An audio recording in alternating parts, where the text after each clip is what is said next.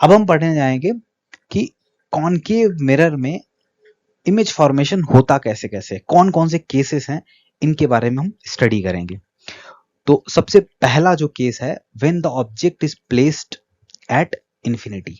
मान लो अगर आपका ऑब्जेक्ट जो है वो इन्फिनिटी पे रखा हुआ है, इन्फिनिटी पे रखा हुआ है तो लाइट रेज कैसी आएंगी? पैरेलल।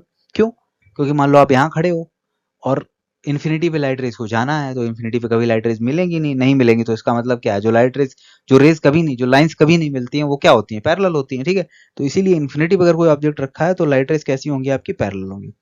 अब पैरेलल रेज हैं तो वो कहां से पास होंगी? फोकस से पास होंगी।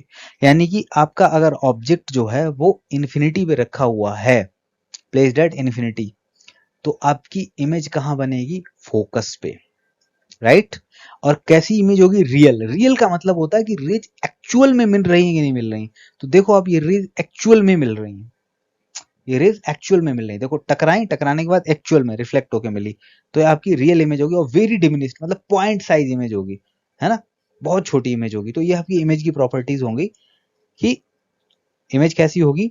फोकस पे होगी, रियल होगी, डिमिनिस्ड बहुत छोटी होगी, पॉइंट साइज इमेज होगी। ठीक है, नेक्स्ट है आपका when the object is placed beyond सी।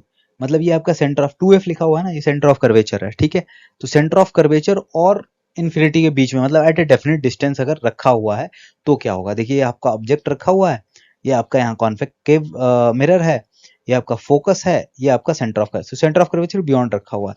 तो देखो सेंटर ऑफ कर्वेचर के बियॉन्ड है, तो यहाँ से देखो एक लाइट रह गई, ये कैसी है? पैरेलल लाइट रह गई। ठीक है, दो वैसे बहुत सफिशिएंट होती है इमेज बनाने के लिए। पैरेलल लाइट रह गई, पैरेलल टकराने के बाद कहां से पास होगी? फोकस से पास होगी, तो ये चलेगी, पहली लाइट रे क्लियर हो गई। इसके बाद क्या है? दूसरी लाइट रे देखो आप, दूसरी लाइट रे क्या हुआ?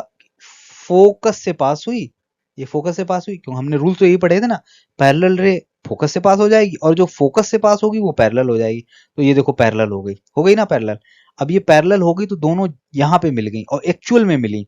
अब तीसरी भी देखना चाहो तो देख लो, तीसरी ये लाइट रे आई ऑब्लिकली, जितना एंगल बनाते हुए आई उतना ही एंगल बनाते हुए चली, और तीनों लाइट रेज एक पॉइंट पे पक्का मिलेंगी। जिस पॉइंट पे मिल जाएंगी उसी पॉइंट पे आपकी इमेज बन जाएगी, राइट। तो अब ये इमेज कहाँ बनी है? आपकी फोकस और सेंटर ऑफ कर्वेचर के बीच में, between centre of curvature and focus. ठीक है, कैसी है आपकी? डिमिनिस्ड है, छोटी है। देखो ऑब्जेक्ट बड़ा है आपका, इमेज कैसी है? छोटी है।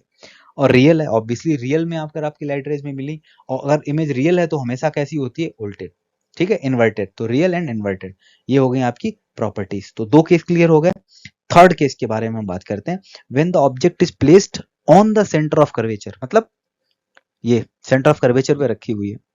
ठीक है, तो सेंटर ऑफ कर्वेचर पे अगर हमने ऑब्जेक्ट को रखा हुआ है तो अब इमेज कैसी बनेगी? देखते हैं। एक पैरेलल रे ले गए, यहाँ पे देखो पैरेलल रे कहां से पास हुई? फोकस से, ये जा रही ना फोकस से पास होते हुए। दूसरी रे फोकस से पास होके लेके गए, फोकस से पास होने वाली इमेज रे कैसी हो जाती है? पैरेलल। तो ये पैरेलल हो गई, दोनों देखो यहाँ मिल गई। तीसरी भी देख लो, ये यहाँ लेके गए, तीसरे की वैसे जरूरत भी नहीं, दो आप बना दोगे ना बहुत है। तो तीसरी वाली हम यहाँ पे लेके गए, देखो जितना एंगल बनाते हुए यहाँ पे आई उतना ही एंगल बनाते हुए प्रिंसिपल एक्सिस के साथ ये रिफ्लेक्ट हो गए। तो ये तीनों रेज मिल गई। अब तीनों रेज मिल गई तो यही इमेज बन जाएगी। अब इमेज कैसी बनेगी? देखो सेम सेंटर, पहले सबसे लोकेशन इमेज के कहा है? सेंटर ऑफ कर्वेचर पे ही ऑब्जेक्ट और सेंटर ऑफ कर्वेचर पे ही इमेज बन गई, और सेम साइज की होगी, मतलब साइज में कोई भी चेंज नहीं होगा। फिर उसके बाद रियल एंड इन्वर्टेड, मतलब रियल इमेज है क्योंकि एक्चुअल में रेज मिल रही है, और इन्वर्टेड है मतलब उल्टी है इमेज आपकी। ठीक है, तो ये आपका सेकंड, जो आपका थर्ड केस था, ये थर्ड केस आपका क्लियर हो गया। आगे बढ़ते हैं हम। नेक्स्ट हमारा जो केस है, when the object is placed between centre of curvature and focus. Centre of curvature ये रहा, फोकस ये रहा, इनके बीच में अगर रखा हुआ है तो किस तरीके की आपकी इमेज ऑब्टेन होगी? तो इसमें हम देखते हैं कि जो आपकी पैरेलल रे है वो फोकस से पास हुई, दूसरी रे आपकी फोकस से जो पास हो रही है, ये इंसिडेंट रे हैं सारी, और रिफ्लेक्ट होने के बाद कहां से? पैरेलल हो गई। और तीसरी वही जितना एंगल बनाते हुए गई उतना एंगल बनाते हुए तीनों एक जगह मिल गई और एक्चुअल में मिल गई तीनों, तो मतलब इमेज तो रियल होगी, है ना। तो अब देखो इस पॉइंट पे कहाँ बियॉन्ड फोकस बन जाएगी, राइट, यानी कि बिहाइंड फोकस और behind this centre of curvature, sorry behind centre of curvature. तो पहला क्या हो जाएगा? Location behind centre of curvature. अब देखो बड़ी है ये, इनलार्ज्ड। अब रियल है, ऑब्वियसली रियल है। क्यों? क्योंकि एक्चुअल में रेज मिल रही हैं और साथ में इन्वर्टेड भी है, इन्वर्टेड मतलब उल्टी है। तो ये आपका चौथा केस भी क्लियर हो गया, राइट। फिर हम आगे बढ़ते हैं फिफ्थ केस की तरफ। When the object is placed on focus, अगर मान लो फोकस पे ही ऑब्जेक्ट रखा है तो क्या होगा, देखते हैं क्या होता है। फोकस पे अगर ऑब्जेक्ट रखा हुआ है तो जो पैरेलल रे है वो फोकस से पास हुई, और जो रे ऑब्लिकली जा रही थी वो उतना ही एंगल बनाते हुए निकल गई। अब देखो ये कैसा हो गया, पैरेलल हो गई लाइट रेज। ये कभी मिलेंगी, कभी नहीं मिलेंगी। तो इसकी कहाँ मिलेगी, कहाँ बनेगी इसकी इमेज, इन्फिनिटी पे बनेगी। जब कहीं नहीं मिल रही तो इसका मतलब इमेज कहाँ बनेगी, इन्फिनिटी पे बनेगी, ठीक है। अब इन्फिनिटी पे क्यों बनेगी, हम बोलेंगे रियल और इन्वर्टेड होगी। क्यों रियल इन्वर्टेड होगी, ऑब्वियसली इधर भी पैरेलल है उधर भी पैरेलल है, राइट। तो हम किधर ये करेंगे, इस साइड में, है ना, क्योंकि अभी सारी की सारी इमेजेस यही तो बन रही थी ना, इसी साइड में बन रही थी ना, राइट। तो इन्फिनिटी पे बनेगी, हाईली इनलार्ज। देखो इन्फिनिटी बनेगी तो ये देखो नीचे जाते जाते बहुत बड़ी होती जाएगी, है ना। तो ये हाईली इनलार्ज लिखेंगे। अब रियल होगी, क्यों होगी रियल, क्योंकि नीचे मिलेंगी, मिलेंगी तो वैसे कहीं नहीं। और इन्वर्टेड होगी, इन्वर्टेड क्यों होगी, क्योंकि मिलेंगी तो नीचे ही मिलेंगी, राइट। तो अब देखो आप एक केस आपको बिल्कुल ऐसा मिल गया। अगर आपका इन्फिनिटी पे ऑब्जेक्ट रखा था तो फोकस पे बन रही थी इमेज, और फोकस पे ऑब्जेक्ट रखा है तो कहां बन रही है, इन्फिनिटी पे बन रही है, ठीक है। नेक्स्ट और इम्पोर्टेंट केस की बात करते हैं। तो आपने देखा होगा डेंटिस्ट के पास कभी गए होगे ना, तो वो क्या करते हैं ना, दांतों में कैविटी वगैरह चेक करने के लिए एक मिरर लगा देते हैं ऐसे सामने करके, ठीक है। तो वो यही वाला केस यूज करते हैं, वो कॉनकेव मिरर होता है। और कॉनकेव मिरर में अगर आपका ऑब्जेक्ट कहाँ रखा हुआ है, देखो फोकस और पोल के बीच में रखा हुआ है, मतलब नजदीक रखा हुआ है मिरर के बिल्कुल, तो उसकी इमेज कैसी बनती है। देखो ये आपका ऑब्जेक्ट रखा हुआ है, एक रे पैरेलल गई, देखो ये पैरेलल रे गई, पैरेलल जाने के बाद कहां से पास हुई, फोकस पास हुई ना। दूसरी रे ऑब्लिकली गई ऐसे, कहां पास हुई, उतनी एंगल बनाते हुए निकल गई, है कि नहीं।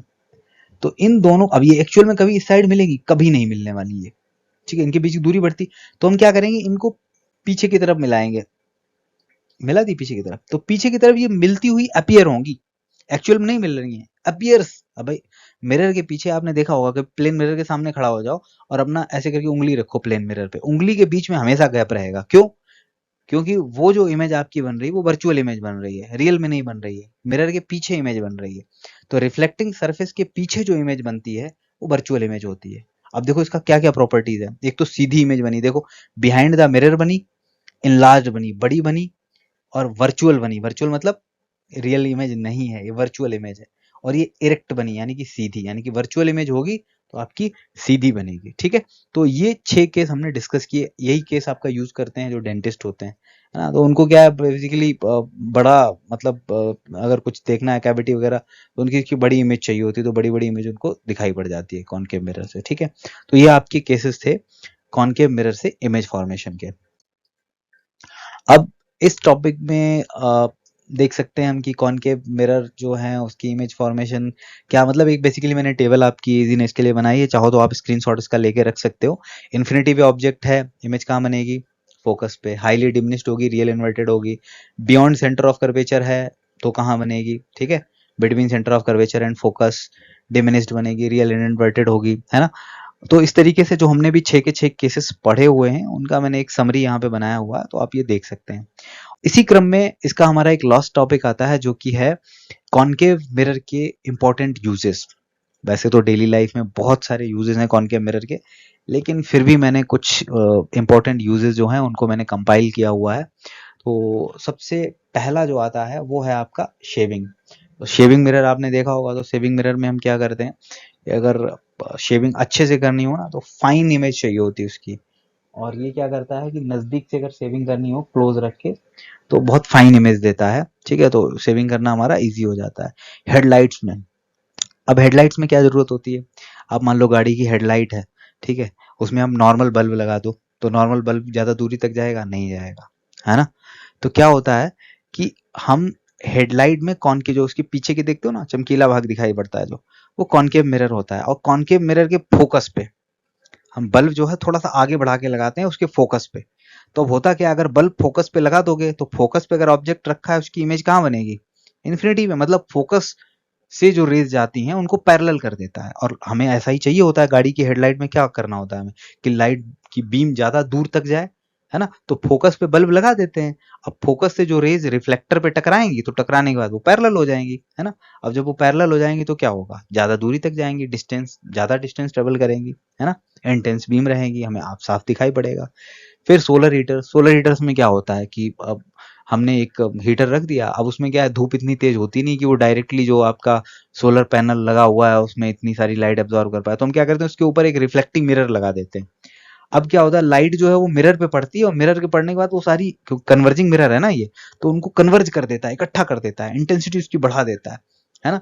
अब लाइट की इंटेंसिटी जब उस सोलर कुकर के ऊपर पड़ती है, ज्यादा इंटेंसिटी, तो वो मतलब ज्यादा से ज्यादा आपके क्या बोलते हैं, इलेक्ट्रॉन्स को एमिट कर पाता है, ठीक है, ज्यादा इलेक्ट्रॉन्स को एमिट कर पाए, इलेक्ट्रॉन्स को एमिट करने इन द सेंस क्या, वो ज्यादा हीट जनरेट कर पाएगा, राइट।